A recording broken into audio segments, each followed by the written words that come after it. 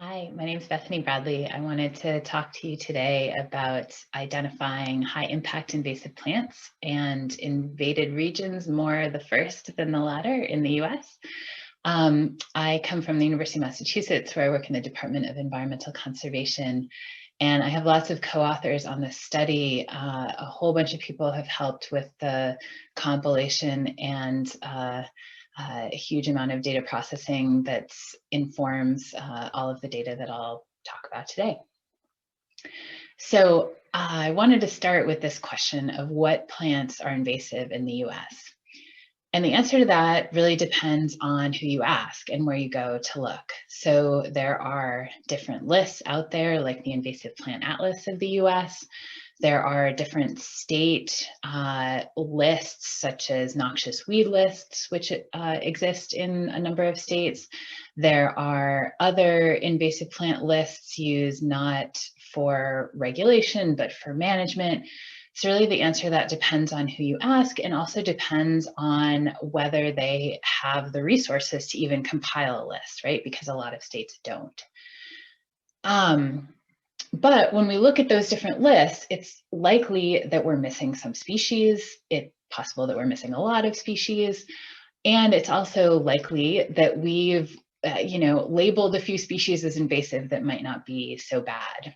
And so my goal here is to see if we can answer the question of what plants are invasive in the US, see if we can answer that question empirically. So that is, can we use spatial data of distribution and abundance to help us come up with watch lists of invasive plants? And what I'm going to do here is actually look at different forms of, we could say, commonness across the US. So this is stemming from Rabinowitz's 7 Forms of Rarity paper, where she lays out 3 main components that could be defined, could be used to define a rare species. One is how many habitats that species exists in. One is the geographic range of that species, and another is the population size. And I'm going to inverse that here and talk about commonness rather than rarity, but using those same 3 metrics of trying to understand what it means to be common amongst non-native plants that we've identified in the US. So lots of data are going into this analysis, and there's a whole bunch of text on this slide, which you're welcome to pause and kind of read through in detail. But the purpose of this is essentially to say that we've compiled a whole bunch of different data sets. Those data sets include full floristic surveys. They also include surveys that were just done exclusively for invasive species. And a really fantastic feature of these data sets is that quite a number of them contain portion or entirely cover or other forms of abundance information. So some of the data and the total numbers of data points that we've got here are about 3.5 million occurrences, so locations, and about 1.2 million occurrences where we have some metric of abundance. And that metric of abundance is most commonly continuous percent cover, and then less commonly cover class or a qualitative abundance like high, moderate, low type of thing. And in this data set, so in those 3.5 million records, we have 1,878 total non-native plant species. So these are all the ones that are identified by the USDA plants database as introduced to the US. So we've got no natives in here, but we don't know that many of those are not necessarily invasive, because many of the floristic surveys just pick out introduced species that that are relatively benign. So that you've got a map, because I love maps, and I put lots of colors on this one. We have pretty good coverage of the continental US. This is the full data set, so all data, not just the abundance records, but the abundance records also are pretty good in terms of coverage. The only place I would say that we're kind of lacking is through the Midwest, from the Dakotas down to sort of West Texas, where we have a little bit more sparse spatial coverage. All right, so lots of data to work with. So how are we thinking about this? So that first criterion is that I'm going to focus on is geographic range size. And for this presentation, I'm just pulling the top 100 species, so sort of rank order the ones that are most widespread in this case. What's interesting is that there are a bunch of different ways, probably way more than two, that you can calculate these things, and they don't necessarily have perfect overlap. So here are two ways for identifying species that have large geographic ranges that are widespread. First, we could count the total number of occurrence points, like shown on top. The challenge with that is that there could be some biases associated with lots of occurrences, in a smaller geographic location. Another way that we could do this, so here, is to divide the lower 48 states up into equal area grid cells, in this case, equal area hexagons. If you zoom way in, you can see that those are hexagons. And then we could see how many hexagons do each of these species occur in.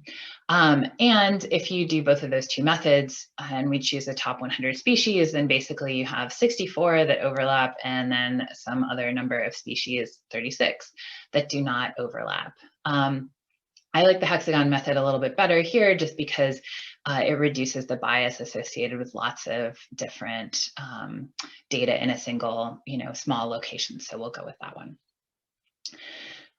Second thing that we want to consider is population size. So in this case, I very arbitrarily chose all points with greater than 10% cover, either as a continuous percent cover or cover class, sort of average cover class, as well as any with a label, sort of a qualitative label of high. Identified all of those points as high abundance and then reran the geographic analysis. So again, we could look at the location of all the high abundance points. We could look at the number of hexagons with high abundance points. Once again, just like the last one, about the same amount of overlap. And in this one, again, I'm just going to pull the sort of spatial distribution in terms of hexagons with high abundance when I put all of these things together. And the number of habitats is the third criterion for commonness. For number of habitats here, I have two things that I'm currently considering. One is using the counts of the number of vegetation types. In this case, vegetation type is coming from the land fire gridded product up here, or we can use the level 3. There's many levels of ecoregions. So here's a colorful map of level 3 ecoregions. So this one has a little bit more overlap between species that exist in a lot of ecoregions, also tend to exist in a lot of vegetation types. And that was true of the last ones too, but slightly more overlap in this one. In this case, I went with the vegetation types. Again, this is just choosing things arbitrarily. So I chose 3 different ways of measuring those 7 forms of plant abundance. And everything leading up to this is basically just saying there are different ways to do this. There's a lot of decision points that one could make. And I'm not sure I will ever know what the best way to do it is. But for this talk, I chose a number of vegetation types to represent number of habitats. I chose number of hexagons where the species is abundant, highly abundant, as a representation of population size. And I chose number of hexagons where the species is present as a representation of geographic range. And again, I took the top 100 species from each of those sets and just put them together to see what happens. So here is a not at all to scale Venn diagram of what that looks like. So there are a lot of species that are right in the middle here. So all 3 forms of commonness are met in that case. And these are all the species that everybody's heard of. So the Canada thistles of the world, common everywhere, pretty much. What's interesting to me on here is that if a species is widespread, so down here, then it also tends to be present in a lot of vegetation types. So it's relatively hard, I guess, to be only in a lot of vegetation types or only widespread. And that's probably kind of intuitive, right? Because if you're in a lot of places, the odds are you're also in a lot of vegetation types. The one that I think is interesting, though, is this one, where in fact it actually is easier to be abundant in a number of locations without inhabiting lots of different vegetation types and without being super widespread. So some examples of those species, like what do those species look like? Glossy privet is an example on the top. So this is one that is in that top 100 list of having large populations and a bunch of hexagons, but it is not in the top list for being widespread across the lower 48 states, and it is not widespread, and it is not in the top 100 in terms of being in a lot of land cover types. On the other hand is our bird's foot trefoil. This is the one that's widespread geographically and also widespread in terms of land cover types, but is not in the top 100 in terms of reaching abundant populations in a lot of different locations. And so when I look at those two and I think about risk, I really think that the top one, the glossy privet, the one that becomes abundant in a lot of locations, is a higher risk than one that is in lots of places, but is not necessarily reaching abundance. Because, if we're focusing on species that are, really abundant in a fair number of locations, but are relatively constrained geographically, that type of information might be able to help us to be more proactive about managing early populations of invasive species, before they get there, filling in some of these spots. And for this one especially, you can see from this picture, this is planted on the side of a road. Might help us to prohibit the sale of these problematic species before they arrive. So thanks so much for listening. This is obviously a work in progress, but please stay tuned for more information. And if you've got any feedback on other ways to analyze commonness of our non-native plants in the US, please feel free to email me or drop me a comment. Thanks so much.